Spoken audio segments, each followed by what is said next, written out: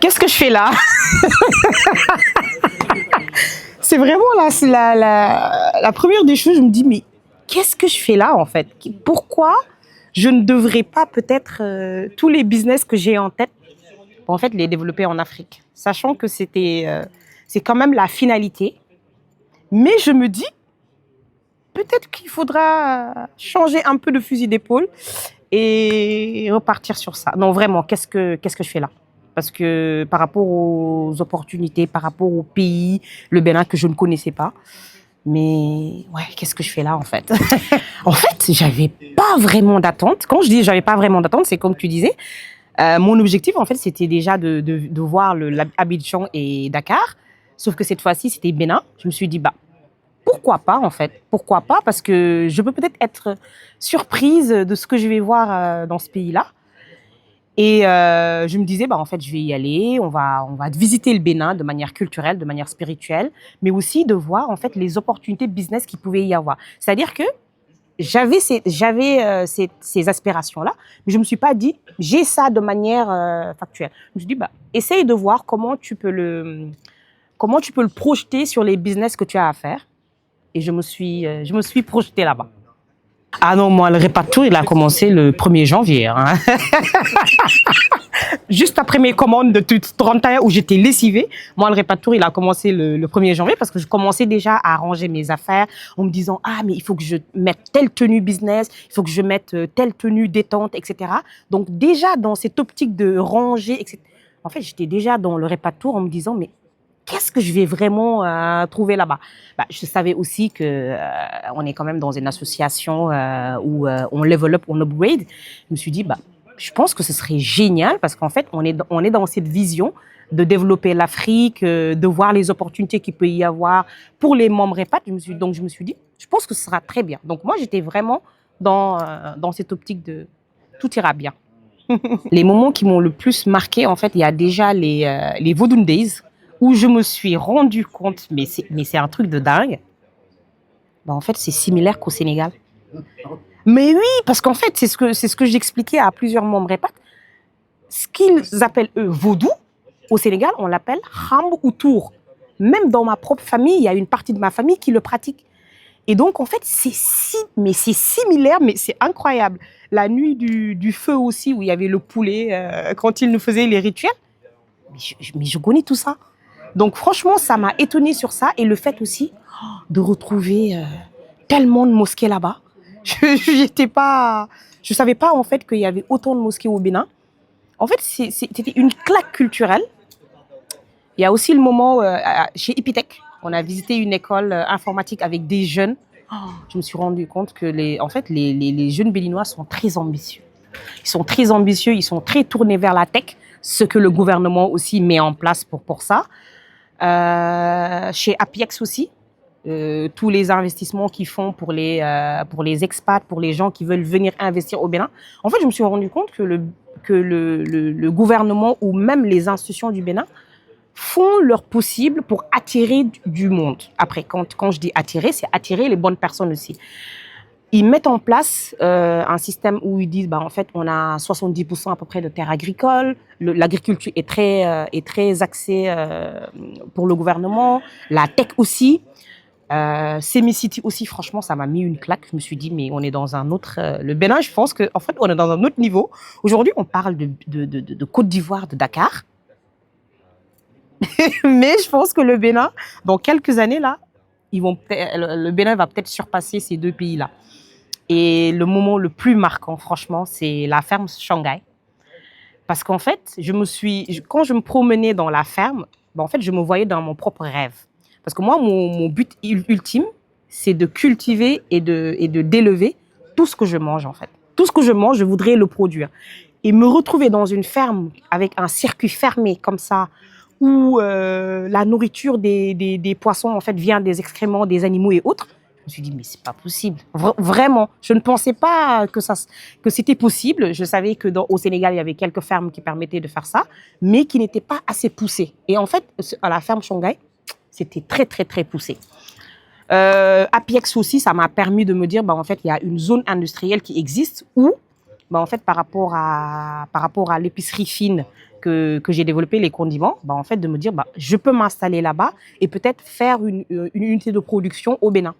Donc voilà, par rapport à tous mes projets que j'ai, c'est-à-dire agriculture, gastronomie, tourisme et mode, je me suis projetée sur ce repas de tour-là. Donc franchement, pour moi, c'est sans regret. On a vu que tu étais bien complice avec ta camarade de chambre. Aïra, est-ce que tu peux nous en parler un peu? Aïra, en fait, je ne la connaissais pas. Apparemment, elle venait à des événements Repat, mais je ne la connaissais pas du tout. Mais elle, apparemment, elle m'a déjà envoyé un message pour me demander en fait un service parce qu'elle avait des copines qui voulaient organiser quelque chose et donc elle voulait un devis. Mais je ne me rappelle même pas de ça.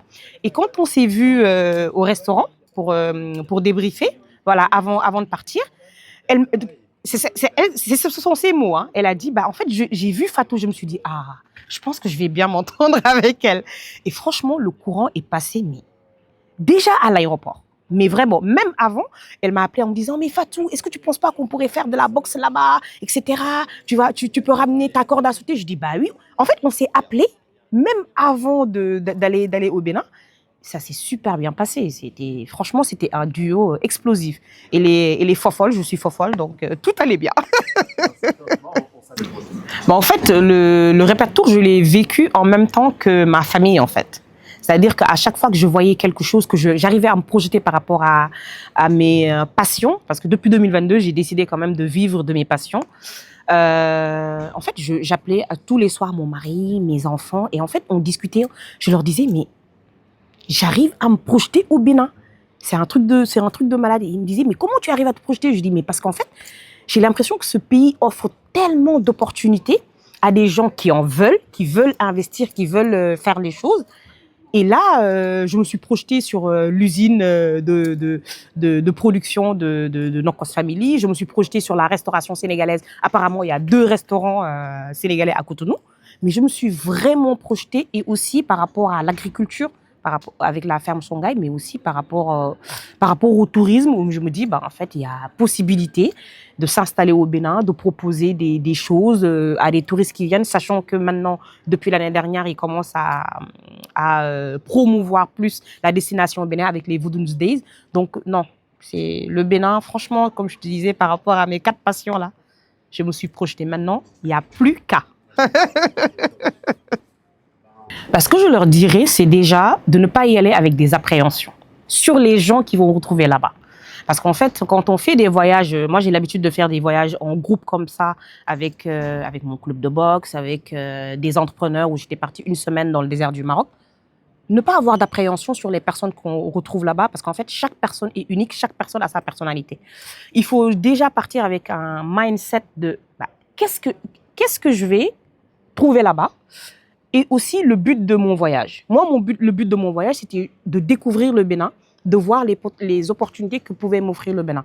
Donc, je pense que quand on part déjà dans ce mindset d'objectif et de se dire, bah, en fait, j'ai un objectif, je pense que tout ce qui se passe après autour, au moment du voyage avec d'autres entrepreneurs, je pense que ça passera crème, en fait, parce que on a un objectif. Quand on est focus, on est focus. On ne se laisse pas déstabiliser par les choses qui sont à côté. Donc, pour moi, il faut avoir un mindset. Déjà, il faut avoir un but.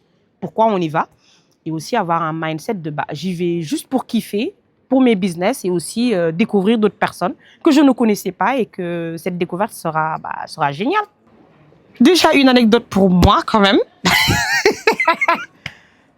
J'ai adoré le Bénin. Mais franchement, les pieds où on dirait qu'on a le virus de l'éléphantiasis là, mes pieds étaient gonflés, franchement. Ah oui, oui, oui. Je me suis... En fait, je sais pas si c'est le temps, la fatigue, parce que le rythme est soutenu. Il faut dormir avant. Il faut dormir avant d'y aller parce que le rythme est soutenu. Alors, quelle anecdote je pourrais... En fait, il y en a plusieurs. Peut-être, je sais pas. quand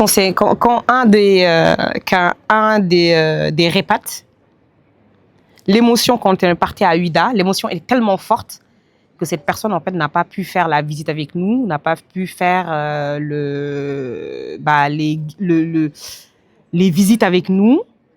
Et en fait, ça m'a particulièrement marqué parce qu'en fait, je me suis dit, peut-être que cette personne, en fait, elle s'est tellement connectée en fait à ce lieu historique quand même, ou peut-être que ses ancêtres même sont passés par Uida, que ça lui a fait cet effet-là.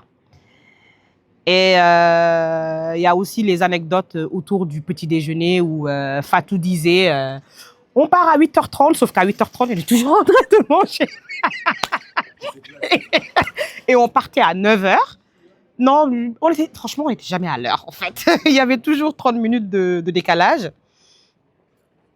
Ou sinon, est-ce qu'il y avait d'autres anecdotes? En fait, il y avait, je ne sais pas si c'est vraiment des anecdotes, mais des moments géniaux, ou voilà, des moments forts où on était parti aussi chez Kwame. Il nous a fait le sorbet coco excellent, que moi, je connaissais déjà parce que j'en avais déjà mangé à un événement. Mais ah non, c'était pas bon. Hein. Bon, c'est petit. Excellent. Vraiment. Et en plus, avec les noix de coco qu'on a prises dans une ferme la veille. Donc, c'est-à-dire, on a vu tout le processus de fabrication. Non, top. Top. Et, du coup, si tu devais dire le repas tour en une phrase, toi, c'est quoi en fait? Comment tu l'as reçu? Le repas de tour Bénin ou le repas de tour? Le repas tour Bénin, ouais. Comment tu l'as vécu, toi? Étonnant. Moi, je garde le mot étonnant. Je le garde, non, étonnant. Non, ben, merci Fatou, franchement, c'était top. Merci. Merci à Parce qu'on fait le parallèle avec ton projet. Ouais. Donc tu te projettes là-bas. Ouais. Franchement, ouais. Maintenant, faut juste. Donc, tu vas retourner au Bénin.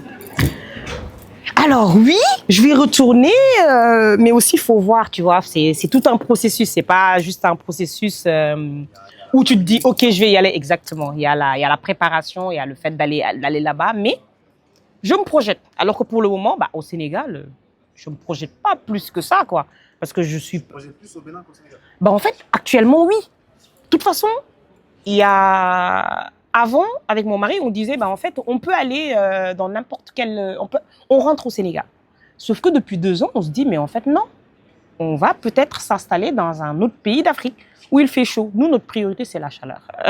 Parce que j'avoue, pour un restaurant sénégalais au Bénin, Exactement. à côté de nous, Exactement. tu seras le seul et sûrement le meilleur. Ouais, exactement. Donc,